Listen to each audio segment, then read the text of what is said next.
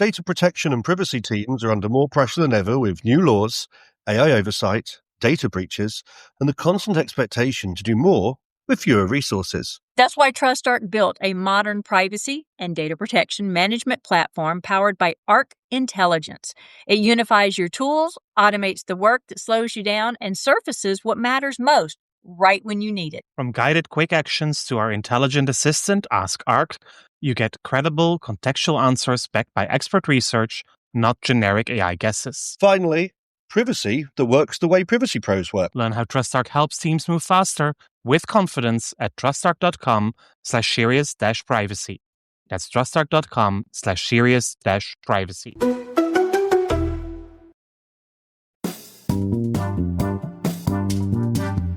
You're listening to Serious Privacy by TrustArc.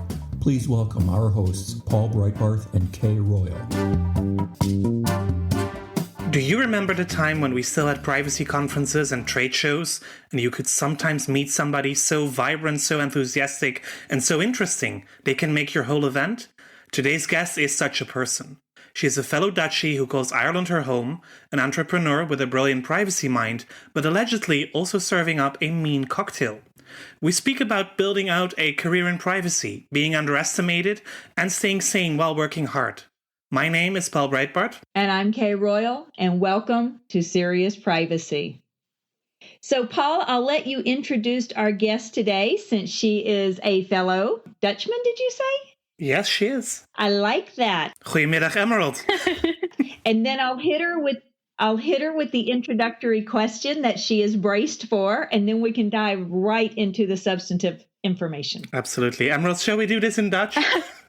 Het kan allemaal hier. Heel goed. Well, let's not do that to our audience. But yes, thank you for being on the program today. We love having you as a guest. As I mentioned, we know each other from lots of privacy conferences. And you always bring such a lot of energy to whatever conference we are at, and always nice chats, good perspectives. So it's great to have you on, and also to hear a bit from you how you built that career in privacy. But maybe you can tell us a bit of your background before we really start. Absolutely. So thank you so much for having me, and thank you so much for those kind comments. I'm always delighted to meet you at various conferences. I think last time we saw each other was in Brussels last year.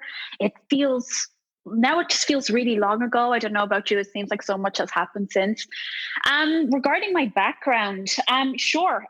So I grew up in the Netherlands. I'm only half Dutch, mind you, but I still proudly carry a Dutch passport. But I must say I feel a little bit torn sometimes because I've been in Ireland for so long now, and my accent, I think, gives me away. I did grow up with an Irish mother, but I did my undergrad degrees in law in Tilburg in the Netherlands, and then I received a full scholarship, but the only stipulation was that I had to do it abroad. And the idea was that you do your master's abroad and then bring the knowledge back to the Netherlands, which is obviously not what I did. I went abroad and never came back. So I ended up writing my master thesis on the GDPR, at least on the first draft of it. In fact, I abbreviated it DPR in my master thesis. It was that early. I didn't even have a proper name yet. So I ended up doing that. And as I was writing it, I kind of saw the GDPR for what it was, a massive game changer in the world of privacy. And I had this idea because I'd spent so much time with this particular regulation. And part of me was kind of thinking, who has time to study this, if you're not actually doing it full time as a thesis? And I kind of saw the DPO's requirements, and I actually saw that those are Kay's favorite articles of the GDPR. I was doing a bit of research prior to joining this call. And I was kind of going like, who can do this job? Not realizing that there's a whole world of privacy professionals out there, because me and my naive college mind kind of figured, hey, I'm the only person doing this. You're so kind, privacy specialist. There you go. And I ended up, going, you know what, I think I'll start a software company. And everybody thought I was insane. They were probably right. And I ended up thinking to myself, you know, I have all of this legal background, but I don't really know that much about tech or data or software development. So I ended up doing another master's in business information systems with the idea of bridging the gap between law, technology, and business, and feeling more equipped to be a CEO of a company. Naturally, I was not at all equipped to be a CEO of a company at 26, just out of college. But you know, it made me feel better, and I ended up building a SaaS solution and going on the whole startup journey for a couple of years. But I was a bit too early and really underfunded, because that can be very challenging, raising capital, especially in Ireland. There's not really a lot of venture capital. I could have gone to the US, but I didn't really want to leave my whole life behind again, because I'd just done that. So my business ended up turning a bit more into a consultancy practice, which I did for a long time and very happily. And I became a lecturer and did a lot of these side projects. But after a while, you know, startup life can get quite lonely. You're a very different person at 32 than you are at 24, 25 years old. So I figured about a year ago that it was time for something new. And now I head up the European privacy team at Logitech. And I'm very happy I made that change. So I think that's kind of my background, very briefly summed up. That is utterly fascinating. There's so many things that you said that I'd love to pick up on and explore further, but I'm not going to get away from tradition. I am going to hit you with the personal question. And today's question comes from a book called Burn After Writing by Sharon Jones. And it's basically just this or that. And I'm just going to pick one of them out. And I love watch the movie or read the book. Oh, read the book. Read the book. Absolutely read the book. There was no hesitation there. No, there's no hesitation there. Like, I'm a huge Harry Potter nerd, so half of my life is consumed by watching the Harry Potter movies, which I absolutely do love, and I'll watch them over and over again. But I still haven't quite recovered from the fact that Daniel Radcliffe's eyes are green because he's allergic to contacts, or they're blue, but they're supposed to be green. And like, I just can't deal with like lack of detail like that. Okay, were you like me in movie 3? I almost walked out of the theater because it was nothing like the book. They left out so much with Dobby, and I was like, I hate this. Yeah, like I can totally relate to that. I also felt the same about the Goblet of Fire. I just felt like the tournament was like 5 minutes. I was like, what is happening? Right? I'm with you. Okay, Paul. But isn't that the case with every book turned into a film? It is, but they butchered a lot of the stuff in Harry Potter. Like, because there's this, like, I know this is not a Harry Potter podcast, though I'm fine if it is going to turn out that way. But Privacy in the world of Harry Potter, a thesis. Yeah, can I go back to college and write about that instead? Well, I would. You know I would. So no, like stuff like that bothers me. But I love books, and I was always very bookish. I'm not sure if you guys experience the same that I do, but ever since we've all kind of gone more digital and more glued to our phones, I'm finding that my reading skills have gone down the drain a little bit. I can't concentrate the way I used to. I still read, obviously, but not the same way I used to. Like, I was the type of kid that would go to the library, take out 6 books on a Saturday, and then bring them back all read the next Saturday. Oh, yeah. I used to read 3 or 4 novels at a time a week, and now it's only 1 or 2. Yeah, well, it's still pretty good, to be fair. I'm completely with you. So, okay, Paul, are you with us on the book or the movie? Oh, fully. I'm completely in favor of the book. Okay. On the last point of this, I will say there is one book that when they turned it into a movie, I thought they did a fantastic job. And I think it may be because they worked on the screenplay for so very, very long, and they involved the author in the screenplay, that even though there are key differences in the movie, when you think about it and it hits you instantly, you'd be like, oh, well, how else could they have done that for someone who only watches movies? And that's Ender's Game by Orson Scott Wells. And I thought that was incredibly well done. Paul is shaking his head. I haven't read it and I haven't seen it, so I have no idea what you're talking about. It was a favorite book of me and extended family and my husband, and so funny how none of us ever knew it, but we all loved it. Okay, let's get into substantive matters then. And Paul, I will let you take it away. Thanks, Kay. Or we can turn it into a podcast about books and movies. Hey. I think we'd all be cool with that, right? I think our listeners would probably be cool with that. I guess most of them actually would be, yes. But maybe then we also need to adjust all the hashtags and the setup that we have for the podcast so that we also find the broader audience that would be interested in that conversation. So maybe... I'm going to totally hashtag it books, not movies. So maybe that's for a side project or so. Yes, Emerald, to get to privacy. Whereas, I mean, for most people that read the GDPR, they would be running away from it and running away from it very, very fast because it is lengthy, it's complex, it's legal Euro speak that the average person would not want to read. And you somehow became enthralled by it. How can that be? Well, I always really loved the law. I know that sounds like a really dorky thing to say, but there's something really nice about being good at something. And before I went to law school, because I went to law school quite late, I was 21, which I know is not super late for American ways of studying, but in the Netherlands... I was 31. Oh, well, but for me, I didn't do anything prior to that. Like, I was a fitness instructor and I was trying to figure out my life. And I didn't want to go and waste money on studying something I wasn't really committed to.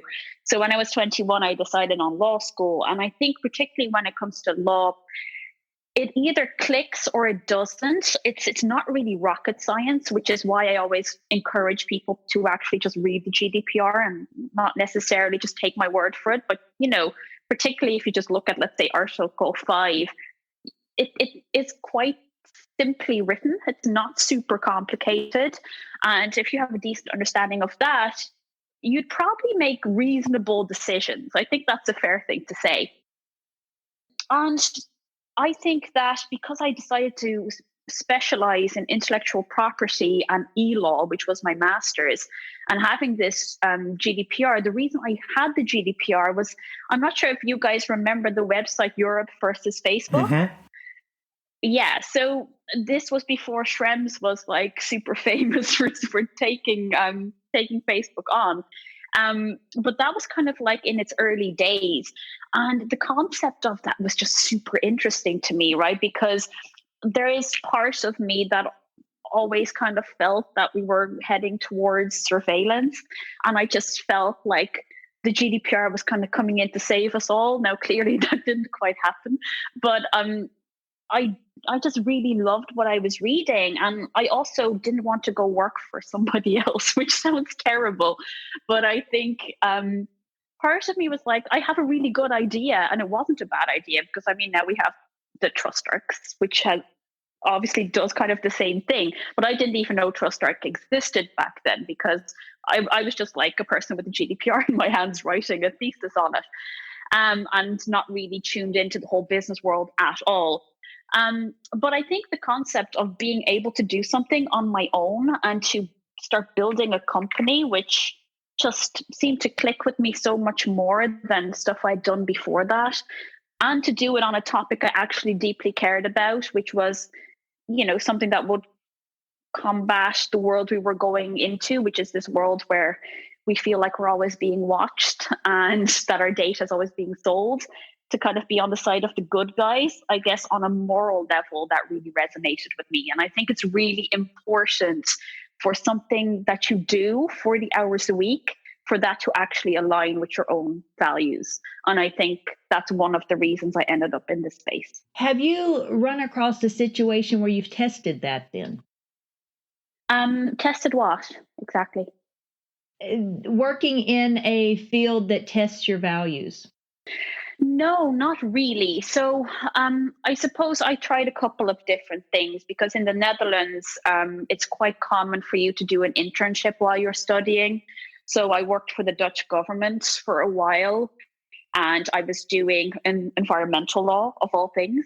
And that was my bachelor thesis subject. And I cared about that too. But while I was there at the internship, like my tutor or kind of mentor within the government there, he was like a duke, and he was quite a fancy, quite grand person. And I would always, but he was very entertaining, and I was sitting in, like, three of us were in an office together, so we'd have great chats, or banter as we would say here. And he would always say to me, Emerald, whatever you do not need to work in a not-for-profit. So I was always very commercially inclined. So I would always work for a for-profit business. But then I didn't really want to be on the side where, data was being used for profit. And I think that part of me would still not want to work in a company like that, not naming anyone in particular, but I'm sure some come to mind. I couldn't do it, and I don't think I ever will do it. People always say that everyone has a price, but I like to be able to look myself in the eye in the morning and feel okay with what I'm about to do. So I think kind of being on the side of the good guys, that's very much how it felt for me. Now, that has obviously changed a little bit. I still think that we're the good guys, but, now there's a little bit more, mundane stuff that you do and a lot of operational work. But I think that having it aligned with something you actually deeply care about is a luxury. And if you can do that, you definitely should. Well, and then picking up on something you just said and thinking about the theme. So you're clearly a big picture person with strong ideals, strong mores when it comes to how data is used or bought or sold or profited by. How do you reconcile that with the day-to-day operations of running a privacy program? Is there a trick, such as make sure you've got good staff that can handle the mundane day-to-day things? Or is it a case of that's just interwoven into the piece of being a privacy professional? I think it's a little bit of both. I think that with every job, there's a certain amount of ops and admin stuff, and you just have to kind of accept that. And you can't be arrogant about that. I think it's really important that you bring humility to your job. Like, I know with my own team, there's tasks that nobody really wants to do, but no matter where you sit in the hierarchy, everybody has a couple of those tasks. This is just how it is. And we like the structure to be really flat. So nobody is like, hey, you down there. And I know hierarchy, it has a purpose. It has a purpose in society. It often has a purpose in companies.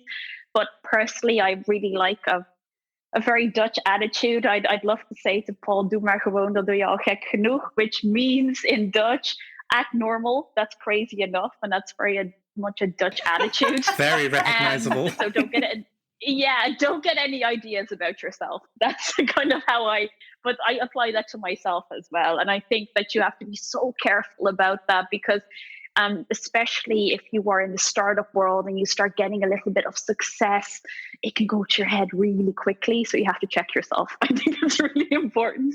And I think absolutely you need really good staff, but you also need staff that will disagree with you.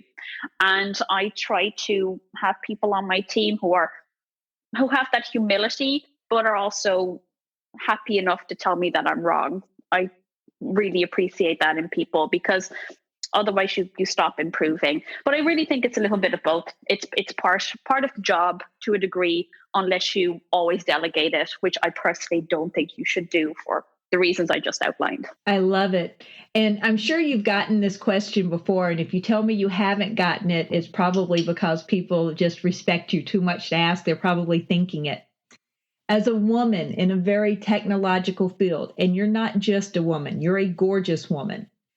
You're also blonde. And I have quite a few friends who are blonde and they face this issue. I don't face the issue because I'm beautiful or because I'm blonde. How do you find that that's a challenge for you in the field? Do people underestimate you? I need to think about how I'm going to answer this question because I have a couple of things to say about it and I'm just trying to align them in my long weekend head.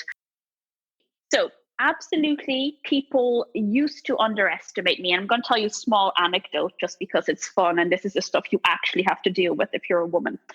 So when I started off with my startup, I had a couple of mentors, and they really had the best intentions. And because I'm quite a, I wear makeup, I've got long blonde hair, and I'm quite girly in the way I present myself. And they told me, Emerald, in order to be successful, you know what you should do? You should wear a pinstripe suit. And that's all you should wear. You should put your hair up and you should wear it. And this was me at 26, right? And like, I was very young, bubbly 26-year-old person. So in other words, act like you're a man. Yeah, I think there was a bit of that, or at least act like you're a lot less interesting than you might actually be. Act like you're not yourself. And I tried it for a long time. Yes, exactly. So, and I tried it because when you're in the startup world and everybody around you, I was in an incubator at the time with my company. So everybody around you is in the startup mode and you're all kind of seeing the same people. And every day there's a new workshop on whether it's financial projections or pitching your business or whatever it is. It's always something. So you get very sucked into that world because it's all you see. So I tried that for a long time, and this was probably 2014, 2015, and I was getting nowhere. And I was like, I'm telling everybody about the GDPR because lots of people hadn't really heard of it back then. And people were just not listening. And then after a while, and I was always really uncomfortable, right? Because I'm sure that you'll recognize this. If you're doing something in a professional setting, your clothes can kind of be your suit of armor. Yeah. It's what you wear to present yourself to the world, and that's the mode you're in. It's not sweatpants, Emerald. That's the right thing. It's another person. And I just decided one day, you know what? I'm going to rock my bright blue trousers with an orange blouse, and my shoes will match, and it'll be great. And I started doing that more consistently, and I was already getting little opportunities here and there, but I was trying to get my name out there because I wanted my company to be a success. And when I started doing that, things started going a lot better for me. So the more I became myself, the better things became for me. And I think that now it's also because I suppose once people start talking to me, they recognize that I'm maybe not an idiot. And it can surprise some people, particularly because I do have the long blonde hair, and people sometimes do think because I'm really high energy that I'm a bit ditzy, which maybe I can be sometimes. I mean, I did open this conversation by talking about Harry Potter, but that's okay. A lot of what you say really, really resonates because I'm also very high energy. And I get underestimated because I'm from the South. And so I love your accent. Yeah, exactly. I wasn't sure whether that was appropriate or not, but it sounds amazing. And thank you. And I'm very, very girly. I like my pinks and my bright colors. You can't tell, but I tried dyeing my hair purple and it came out more of a burgundy because I'm a brunette, not a blonde.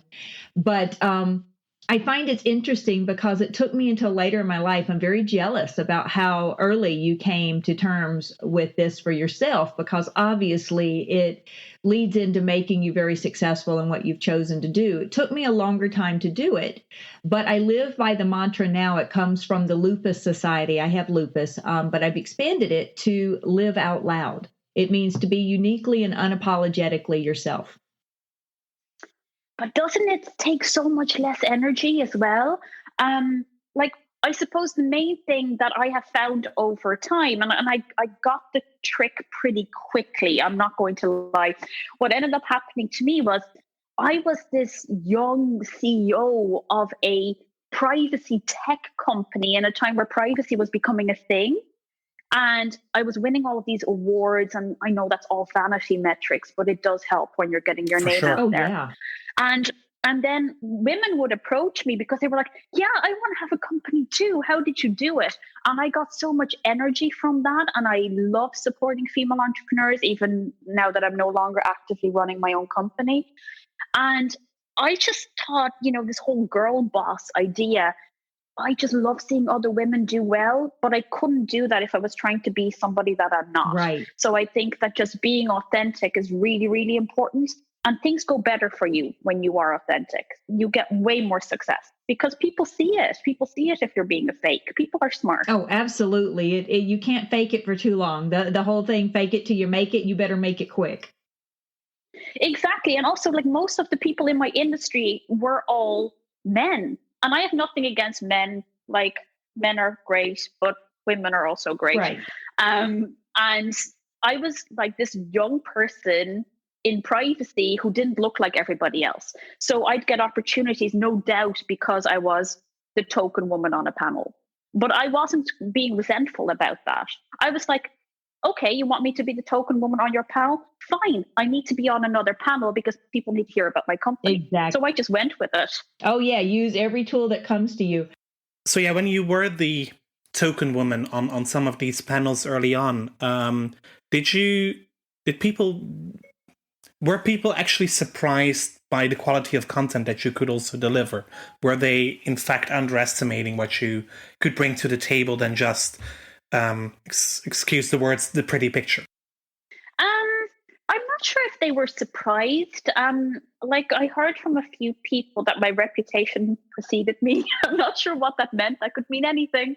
But I don't think, because I still use the titles in my LinkedIn, for example, and I get criticized for that a lot, mostly by men. Not ever has a woman criticized me for this. But I think people always knew that I had a proper education behind me because I had to advertise the titles, because otherwise people would often think, why is this person talking about this? What does she know? I think what did happen quite a lot, and I think that we really need to talk about this more, at least women in privacy. I'm sure the women who are listening will have experienced this as well. I've had non-privacy people who were paying to be on a panel with me try and throw me under the bus. And they were always men, every single time. And it was always men who actually shouldn't be there. So they weren't actual people with privacy knowledge. They were people who were sponsoring an event because it sort of related to their agenda, or it was a generic tech conference with a privacy session. And this person would end up on the panel, and they would just try and correct me with basic nonsense. I had one guy, and if you still want to go check it out, it is on YouTube. Just try and correct me on the implementation date of the GDPR. And this person had absolutely no privacy background. And I was just kind of going, what is going on? And I just know that would not happen had I been living in another body. Yeah, probably. And would you say that was one of the bigger challenges you encountered when starting up in privacy, making sure that people would take you seriously and would respect you for who you were?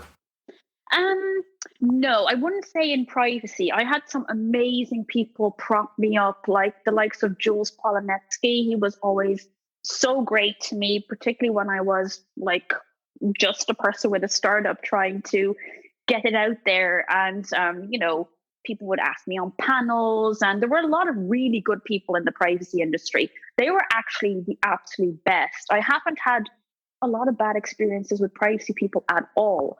It was more being taken seriously in the tech industry, which is much more difficult. I think because privacy has a lot of legal people in it and a lot of women study law, it becomes less strange to see lots of women. And we've got loads of female regulators as well, right? And great ones for that matter. No, the privacy community has, exactly. And I think the privacy community has been nothing but really great to me. I can't really say that I've had many bad experiences with privacy people. And I'm not just saying this because it's a privacy podcast. I'd tell you the truth. Oh, I'm well aware. That's also one of the things we Dutchies do, right? Be blunt whenever we can. Yes, exactly. But I mean, people are listening to this because they want to hear somebody's legitimate experience. I think the privacy community is really welcoming, but something I am seeing a bit more these days is that there's a bit of snobbery coming in, right? Because lots of people are getting into privacy. Right. And the newer people, the old guard is kind of going, why are you here? That seems to be a thing that I'm seeing. And I guess I'm sort of a little bit old guard, but not the oldest. True. I guess we're about third generation privacy professionals, and We're about the same age. We have about the same length of experience in the field, and I think there is a whole generation after us. I mean, you did already GDPR in university, but now it's actually possible to also study privacy law at university, which certainly in my days didn't exist, and I don't think as explicitly in your days either. So that's a whole new generation coming after us, who should also enjoy the same passion for the field, I think, as we do. Yeah, and we should be more welcoming to them. And I'm not saying that I'm not welcoming to them. I'm just saying I'm seeing a little bit of hostility from some other privacy people. You pick it up on places like Twitter sometimes. And I think we need to be more open because we need more of the good guys, right? We need more privacy people. Absolutely. So do you consider it one of your goals or missions to also educate people, to mentor them, to coach them, to indeed bring them into the fold of the larger privacy community? Wherever I can, absolutely. I think it's not what, like, lots of people approach me about how do I get into privacy. That happens quite a lot. And obviously, with the people on my team, I would do my absolute best. Like one of the girls on my team, actually, I gave a talk at my university for the master's degree in business information systems. And this girl was doing a master's in risk management. And she actually went into privacy because I came in and spoke about a career in privacy to them. So that kind of stuff is amazing when that happens. Mm-hmm. But I think a lot of the mentoring that I do now is a lot with women, because I know what it's like to start a company yourself, by yourself, as a sole founder, as a female entrepreneur, and the challenges that come with that. So wherever I can, absolutely. But I get more questions about, how do you become a TED speaker? Because apparently this is what people really care about, right? It's this kind of, how do you become like famous for something, or like famous is the wrong word, but you know what I mean? How do you get more attention online? That seems to be a recurring theme, which I feel a little bit disappointed about sometimes. Because then it's more about the picture and less about the content. Yeah, it's about the speaking. How do you get on a panel? And, and I'm kind of going, that tends to follow when you're doing something else. True. You get invited to panels because you're doing something else, not because you were on the panel. No, I fully agree with that. That's certainly true. But at the same time, you also did a TEDx Talk. I did. In which you were very passionate about the advertising industry, about tracking and what we can do and to raise awareness. But you were also very open about your personal history. Was that, well, it must have been a deliberate choice, but have you always been that open? No, absolutely not. Well, I've always been a very open person, but certainly not about that part of my past, because I think there's a lot of shame in it. Like, just for the people listening, in my early 20s, I had a pretty bad eating disorder, and I kind of speak about the effects of media, not social media, but regular media on, young women predominantly, but also men. And what it does to people now when they can't really get away from all of these fake images because they're being bombarded with them on Instagram and the likes of that. And I think, an eating disorder in particular, it's a mental health issue, and it's not about being thin. It's about controlling a certain aspect of your life, and it's kind of a coping mechanism. And people often don't think about it that way because there's, again, so much stigma around it, because it's always,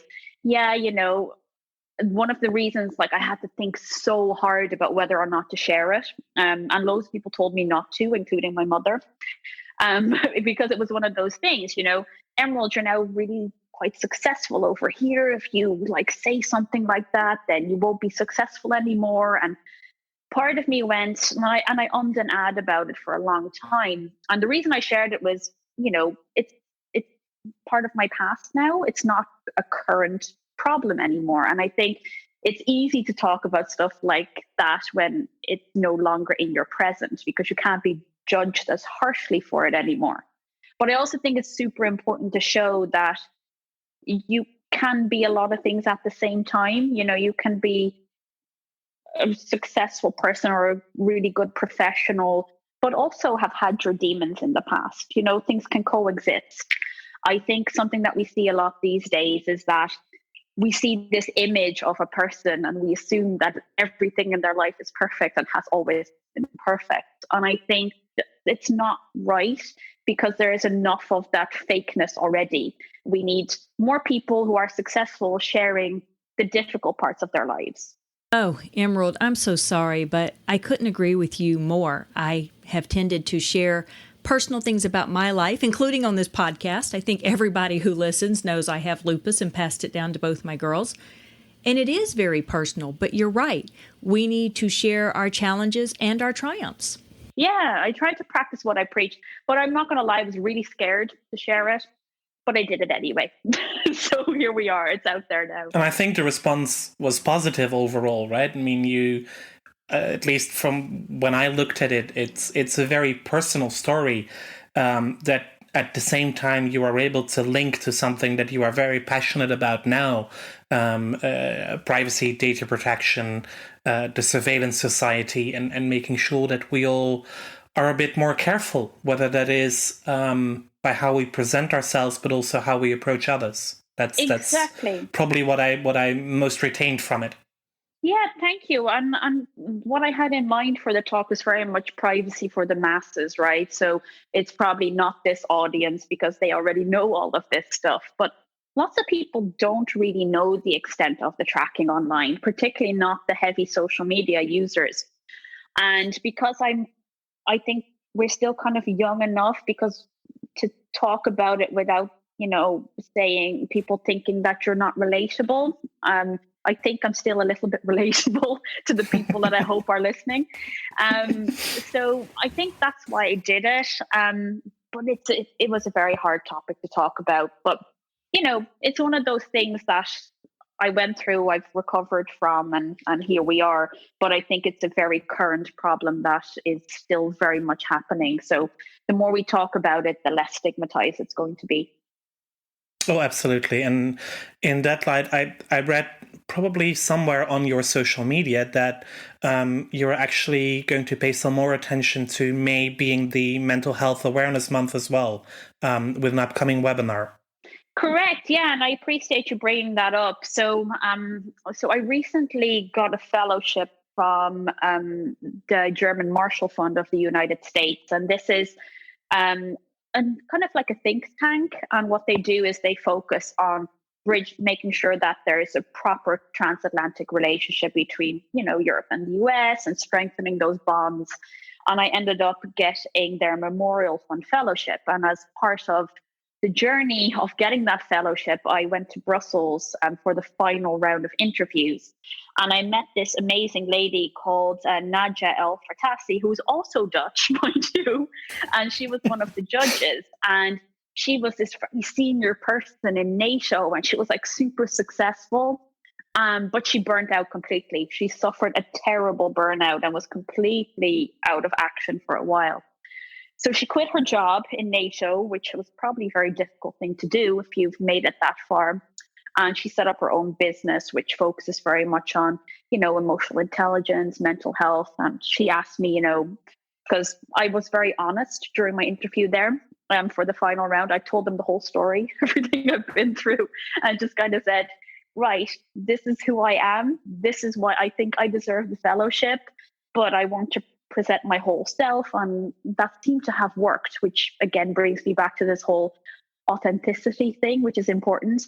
But she asked me after I got the fellowship whether I'd be on her webinar on the 27th of May. So this podcast will be out on time if you still want to go listen to that. Now, we haven't advertised it yet. So if you're interested in this, then just go follow me online. I'll be shamelessly self-promoting it. So we can put a link in the show note once the link is available. Yeah, perfect. So it's very much a not-for-profit thing. I'm trying to get better about being more transparent and not being this. Exactly. Yeah. Like from conversations I've had I gave a commencement speech at my alma mater recently, and I had to, tell people a couple of lessons of what I've learned. And afterwards, like loads of girls would come up to me and say, "Oh, it's amazing, all that you've accomplished," and blah, blah, blah, blah, blah. And stuff like that just makes me realize that they only get this snapshot of the success. And I think it's really important that people know all the other bits. So I'm trying to do more of the showing the more difficult bits that happen in your life and in careers and stuff you have to go through while you're becoming successful. I think that's very important, and indeed that authenticity is something that a lot of people, especially young people, could benefit from. I recently had a conversation with somebody who is in high school here in the Netherlands and about to make a choice, a life-determining choice, what kind of studies to pursue. Her mother and I know each other pretty well, and she said, "Can my daughter have a chat with you about the choices you made when you were in her position, and how you came to the conclusion that law was the right studies for you and that Maastricht University was the university for you?" And we had a very nice chat. I think it was no more than 30 minutes, but just explaining what I did and why I made certain choices, and also how my career evolved from there, and that you don't need to have a fixed plan. In 5 years I want to be this, in 10 years I want to be that. No, life is also bringing you opportunities that you need to grab with both hands. And sometimes the opportunities that you think are going to work out fine are not so nice after all. And then you also have to readjust your plans accordingly. That is so true. Things tend to make sense when you look back, right? I find that. Oh, yes, they certainly do. Yeah, and like for me, not everything worked, and that's okay.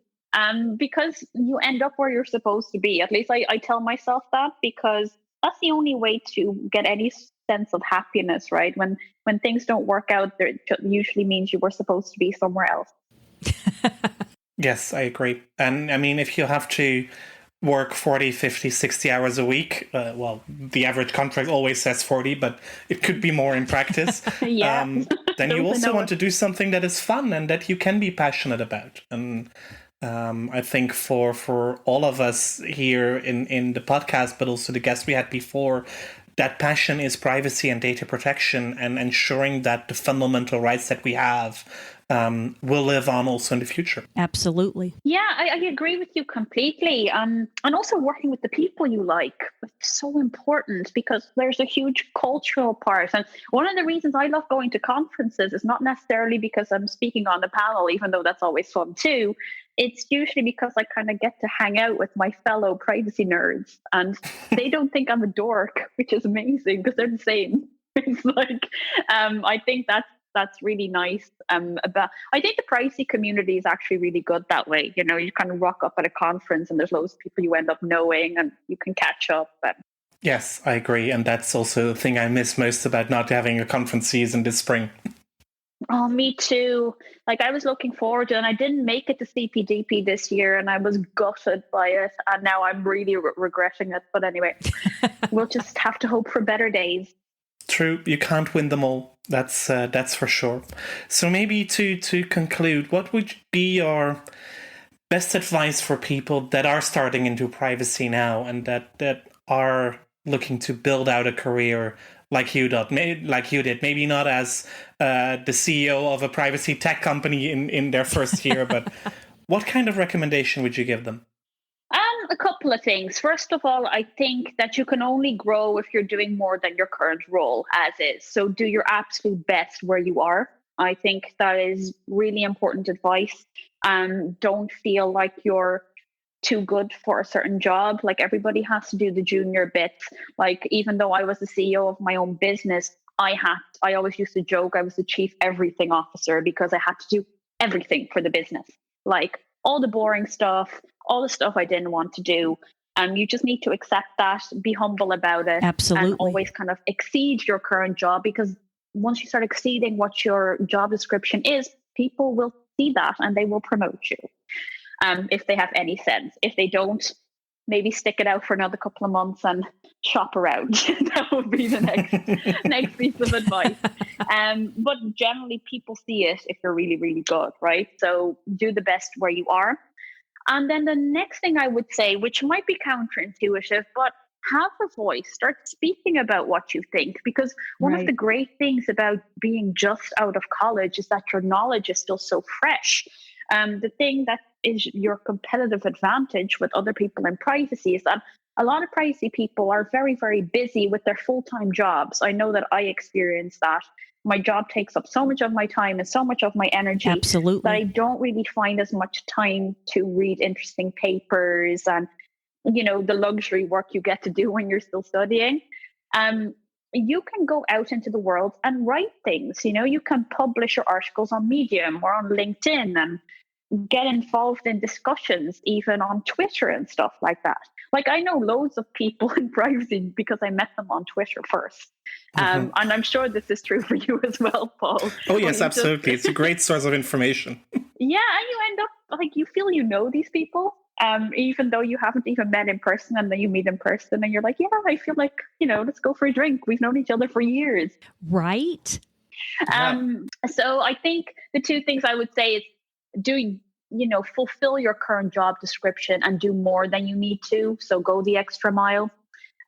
Because you are starting out. So if you want to be noticed, you need to do something that is noticeable and worth taking and paying attention to. And then the next thing I would say is you don't have to feel that you're too junior to have a voice. I certainly never felt that way, which some people might think is arrogant, but I think there's something to be said for shameless self-promotion, because who else is going to do it for you? That's absolutely true. Well, thank you so much, Emerald. This was a great pleasure talking to you, even though it's not at a conference reception, but I still feel that this was a good catch-up, and I'm looking forward to speak to you again at some other point, and indeed for you and Kate to meet at an event somewhere in the world once we are allowed to get back on the road again. Yeah, thank you so much for having me. And definitely we need to have this privacy cook-off cocktail thing with Pat and the other CPDP people. It needs to happen. We'll invite Kay as well. I'm sure that she'd enjoy that as well. Absolutely. And if you are curious what that privacy cook-off cocktail thing is, just reach out to us via social media. If you like our series, please do tell your friends and colleagues about us. Follow us on your favorite podcast app so new episodes come automatically in your feed. And should you have any questions or suggestions, if you want to be on the program as a guest, please reach out to us via seriousprivacy@trustarc.com, via Twitter at @podcastprivacy. You will find Kay on Twitter as Heart of Privacy and myself as EuroPaulB. Thank you for listening to this episode of Serious Privacy. Until our next episode, goodbye. Bye, y'all. That was Serious Privacy.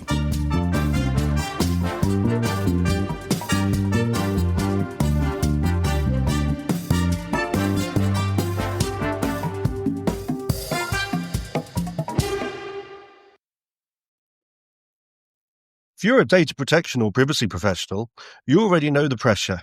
Non-stop regulatory change, AI oversight, internal demands, and the expectation to somehow stay ahead of it all. And the old patchwork of tools just isn't cutting it anymore. No. That's why TrustArc created a modern privacy management platform powered by Arc Intelligence. The TrustArc platform brings your workflows, evidence, research, tasks, and applications all together in one unified and intelligent workspace, so you don't waste time digging, clicking, or context switching. With Ask Arc, your privacy assistant, you can ask plain language questions about laws, jurisdictions, or even your own program data, and get credible, cited answers based on NIMBY research and more than 1,000 global laws.